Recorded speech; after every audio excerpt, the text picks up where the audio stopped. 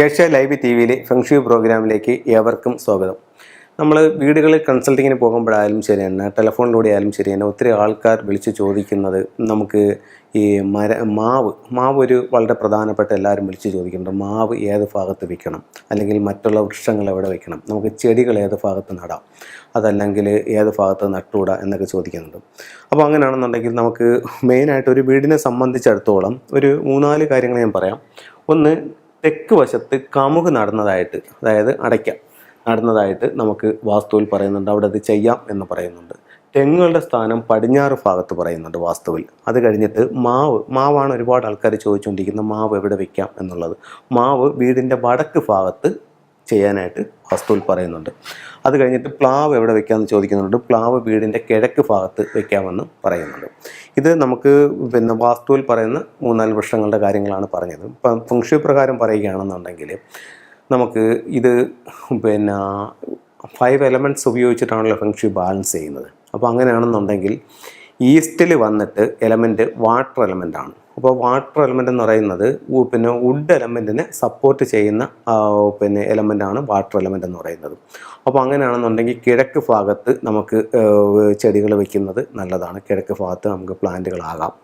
അതുപോലെ തന്നെയാണ് തെക്ക് കിഴക്ക് ഭാഗത്തെ എലമെൻ്റ് എന്ന് പറയുന്നത്, അവിടുത്തെ എലമെൻറ്റ് വാട്ടർ ഇതാണ് വുഡ് എലമെൻ്റാണ്. അപ്പോൾ തെക്ക് കിഴക്ക് ഭാഗത്ത് ചെടികൾ വെക്കുന്നത് നമുക്ക് സാമ്പത്തികമായിട്ട് അഭിവൃദ്ധി ഉണ്ടാവാനായിട്ട് നല്ലതാണ്. അപ്പോൾ തെക്ക് കിഴക്ക് ഭാഗത്തും നമുക്ക് ചെടികൾ വയ്ക്കാം. അതേസമയം നമുക്ക് തെക്ക് വശത്ത് എന്ന് പറയുമ്പോഴത്തേക്ക് തെക്ക് വശത്ത് ചെടികൾ വയ്ക്കാം. ചെടികൾ വയ്ക്കുന്നത് തെക്ക് വശത്ത് വരുന്ന എലമെൻറ്റ് ഫയർ എലമെൻ്റാണ്. ആ ഫയർ എലമെൻറ്റിനെ സപ്പോർട്ട് ചെയ്യുന്ന എലമെൻ്റ് എന്ന് പറയുന്നത് വുഡ് എലമെൻ്റാണ്. ഞാൻ നേരത്തെ പറഞ്ഞു കിഴക്ക് വശത്ത് വരുന്ന എലമെൻറ്റ് വാട്ടർ എലമെൻ്റാണ്. അത് ശരിയല്ല. കിഴക്ക് വശത്ത് വരുന്ന എലമെൻറ്റ് വുഡ് എലമെൻ്റാണ്. കിഴക്കും തെക്ക് കിഴക്കും വുഡ് എലമെൻ്റാണ് വരുന്നത്. വാട്ടർ എലമെൻറ്റ് വരുന്നത് വീടിൻ്റെ വടക്ക് വശത്താണ്. അപ്പോൾ വടക്ക് വശത്ത് വാട്ടർ എലമെൻറ്റ്, കിഴക്ക് വുഡ് എലമെൻറ്റ്, തെക്ക് കിഴക്കും വുഡ് എലമെൻറ്റ്. അപ്പം കിഴക്ക് വുഡ് എലമെൻറ്റ് വരുന്നതുകൊണ്ട് അവിടെ പ്ലാന്റുകൾ വയ്ക്കാം. തെക്ക് കിഴക്കും വുഡ് എലമെൻറ്റ് വരുന്നതുകൊണ്ട് അവിടെ ചെടികളും അങ്ങനെയുള്ള പ്ലാന്റുകളെല്ലാം അവിടെ വയ്ക്കാം. തെക്ക് വശത്ത് വരുന്ന എലമെൻറ്റ് ഫയർ എലമെൻ്റാണ്. അപ്പോൾ ഫയറിനെ കത്താൻ സഹായിക്കുന്നത് വുഡ് എലമെൻ്റാണ്. അതുകൊണ്ട് തെക്ക് വശത്ത് നമുക്ക് പ്ലാന്റുകൾ വയ്ക്കാം. ഇത് ഫെങ്ഷുവിൽ പറയുന്ന ഒരു നിയമമാണ്.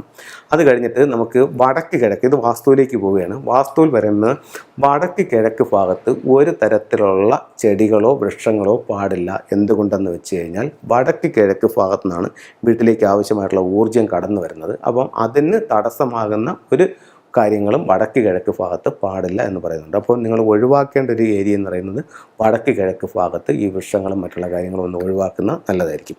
അതുപോലെ വാസ്തുവിൽ പറയുന്നു, തെക്ക് പടിഞ്ഞാറ് ഭാഗത്ത് ചെറിയ വൃക്ഷങ്ങൾ വെച്ച് നടുകയാണെന്നുണ്ടെങ്കിൽ അവിടെ നിന്ന് വരുന്ന എനർജി സ്റ്റോർ ചെയ്ത് നിൽക്കാനായിട്ട് തെക്ക് പടിഞ്ഞാറ് ഭാഗത്ത് നല്ലതാണ്. അപ്പോൾ അവിടെ തെക്ക് പടിഞ്ഞാറ് ഭാഗത്ത് ചെറിയ വൃക്ഷങ്ങൾ പിടിപ്പിക്കുന്നത് വടക്ക് കിഴക്ക് വരുന്ന ഭാഗത്ത് നിന്ന് വരുന്ന എനർജിയെ ഇത് അടച്ചു നിർത്താനും തെക്ക് പടിഞ്ഞാറ് ഭാഗത്ത് നമുക്ക് വൃക്ഷങ്ങൾ വയ്ക്കാവുന്നതാണ്. അപ്പോൾ ഇത്തരത്തിലാണ് ചെടികളുടെയും വൃക്ഷങ്ങളുടെയും സ്ഥാനം വരുന്നത്. ഇനിയിപ്പം ഇൻഡോറിലാകുമ്പോഴത്തേക്കും നമുക്ക് എവിടെയൊക്കെ വയ്ക്കാമെന്ന് ചോദിച്ചു കഴിഞ്ഞാൽ, ഇൻഡോറിൽ ബെഡ്റൂമിനകത്ത് പ്ലാന്റ് നല്ലതല്ല. സ്വീകരണ മുറിയിലും ഡൈനിങ് ഹാളിലും പ്ലാന്റുകൾ വയ്ക്കാം. അത് കിഴക്ക് ഭാഗത്തും തെക്ക് കിഴക്ക് ഭാഗത്തും തെക്ക് വശത്തും പ്ലാന്റുകൾ വയ്ക്കാം. മറ്റുള്ള സ്ഥലങ്ങളിൽ അത്ര ബെറ്റർ അല്ല.